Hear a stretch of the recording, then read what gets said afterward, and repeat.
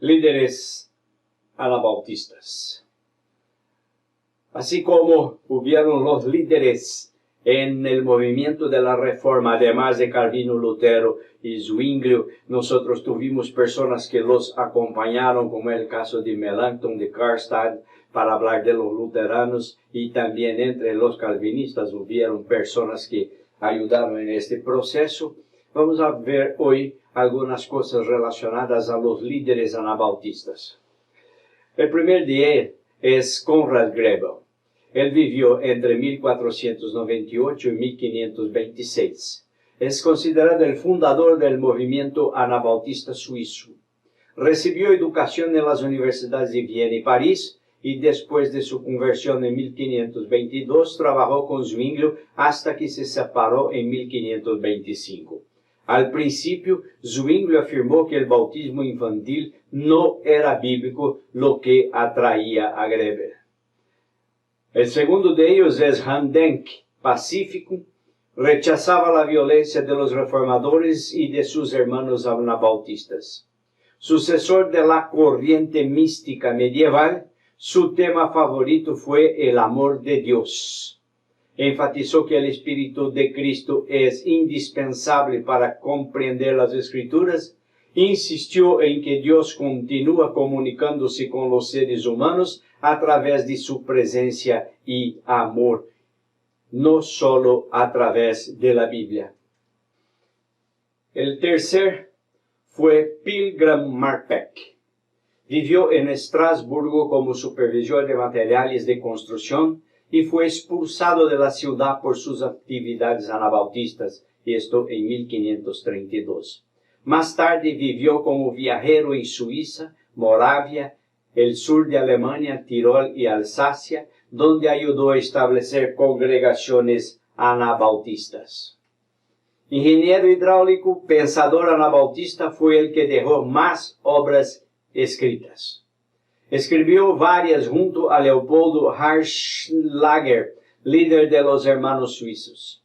Él debatió con Busser, Schwenkfeld y Hoffmann sobre la encarnación, el bautismo, el uso de la violencia y la comunidad de bienes. Creía que el Antiguo y el Nuevo Testamento son la palabra de Dios, pero tienen diferentes propósitos. El Nuevo Testamento es la máxima autoridad que invita a vivir la hermandad cristiana. Para él, la teología era la exposición de la Biblia. Parece que conocía algunos libros apócrifos y los citó varias veces. Denunció la injusticia social, el legalismo, el espiritualismo, la separación de iglesia y Estado. El conocimiento del pensamiento de Marpeck se expandió después de 1955, cuando Reinhold Fast y Gerhard Göders descubrieron en una biblioteca en Berna su obra Kunst, Busch, colección de 370 páginas con 42 tratados y cartas. Es considerado el portavoz y teólogo más importante del anabautismo pacifista y evangélico. El cuarto es Hans Hut, evangelista vigoroso y vibrante. Con su ministerio produjo más conversos que todos los demás anabautistas. Se diferenciaba de la hermandad suizo en tres aspectos: su fascinación por el regreso de Cristo; 2, la predicación de la identificación mística con los sufrimientos de Cristo. Fue radical en cuanto a compartir bienes materiales. Quinto es Jacob Hutter, quemado como hereje en 1536, fue el más pacifista de todos, y de él son los huteritas. Predicó la separación de la iglesia y el Estado, el bautismo de adultos y la propiedad comunitaria. Vea el contrasenso. El más pacifista fue quemado como hereje. Y mi pregunta es, ¿ser pacifista es ser herético? Hoy día hay mucha gente que sí lo cree. Y nos llaman de heréticos cuando defendemos el pacifismo. Aunque los luteritas eran buenos agricultores y pacíficos, sufrían persecución. Fue ejecutado, pero los luteritas fueron tolerados en varios lugares porque necesitaban trabajadores en el campo, y la guerra de los 30 años diezmó a muchos jóvenes. Faltaba mano de obra y por esto los aceptaron, en lo que pese el hecho de que el jefe ya había sido martirizado por ser pacifista. Melchior Hoffman. En 1523, en el Báltico, surgió un grupo de interesados en el anabautismo profético. Junto a ellos estaba Hoffman, quien predicó sobre la divinización del ser humano a través del comportamiento. Debido a los martirios de sus seguidores, suspendió el bautismo de creyentes durante 2 años. Él modificó su escatología poniendo más responsabilidad en la actividad humana que en la acción divina. Afirmó, afirmó que él era la segunda aparición del profeta Eliseo. Es impresionante cómo en la historia de la iglesia los estudiosos de Apocalipsis, de las cosas últimas, se meten la pata y dicen cosas como esta: yo soy la segunda aparición del profeta Eliseo. John Matisse, vea el otro loco acá, creía ser el Enoque de los últimos días. Él tuvo serios problemas con Hoff, que era otro que también, que llamé, en Ámsterdam. Entendió y enseñó que la poligamía era posible y estableció reglas estrictas para ejecutar a quienes se oponían. Este Juan de Leyden, discípulo de Matisse, se proclamó rey y exigió que la gente se inclinara ante él.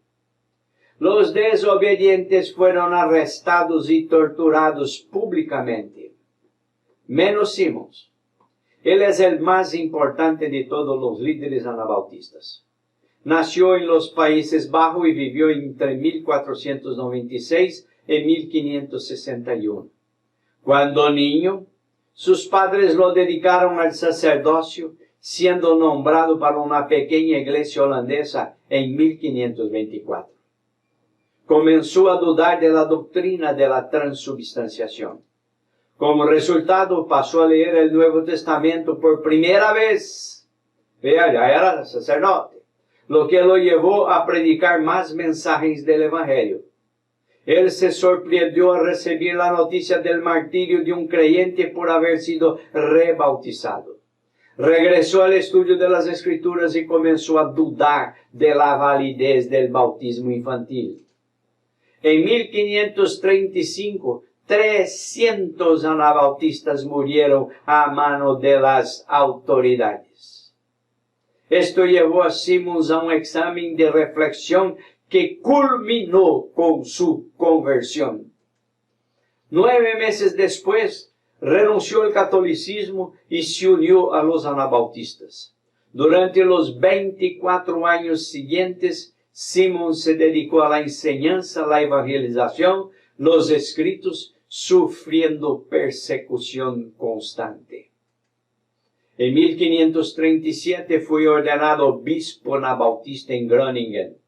El emperador Carlos V ofreció una recompensa de 100 monedas de oro por su cabeza y el perdón de cualquier delito cometido por quienes la entregaran. En 1543 fue enviado al noroeste de Alemania, donde pasó los últimos 18 años de su vida.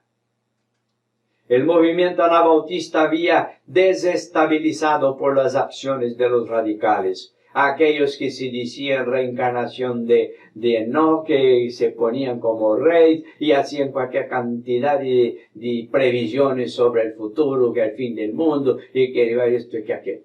En 1525 fracasó una revolución armada con aspectos escatológicos.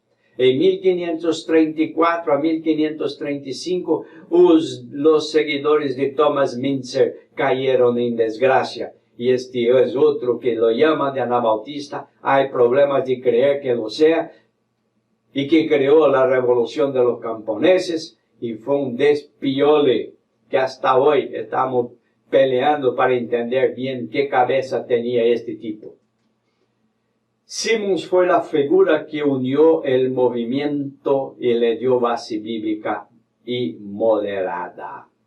En Holanda y Alemania, Simmons trabajó en la creación de iglesias de creyentes. Fue el tipo que sentó bases. Yo diría, sí, mal guardadas las proporciones, menos hizo para el anabautismo, lo mismo que Calvino hizo para la Reforma.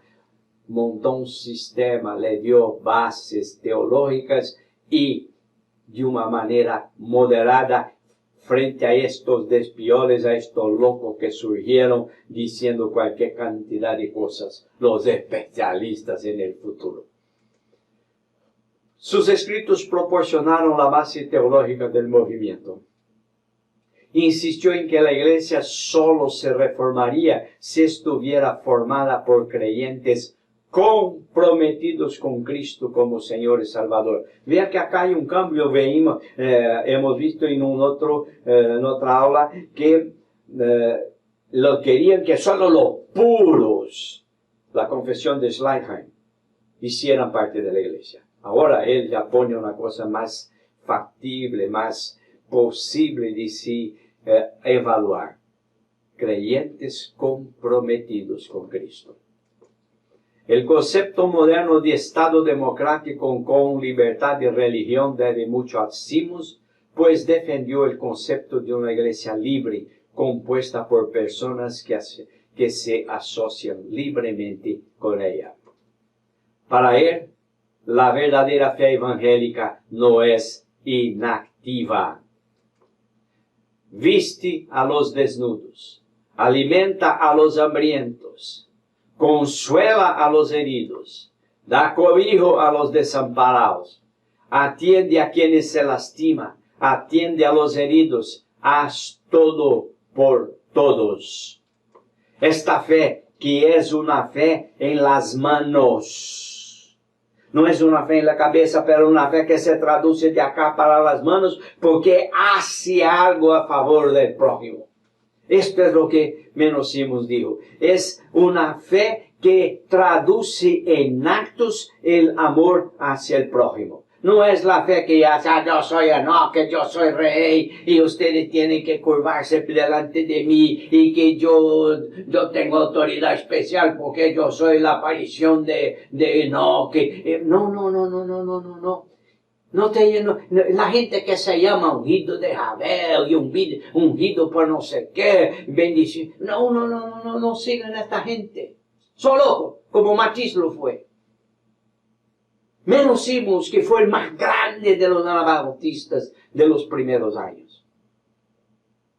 Termina diciendo, nosotros tenemos que tener una fe activa. Hacer todo por todos. Atención en esto. Que Dios nos bendiga. Amén.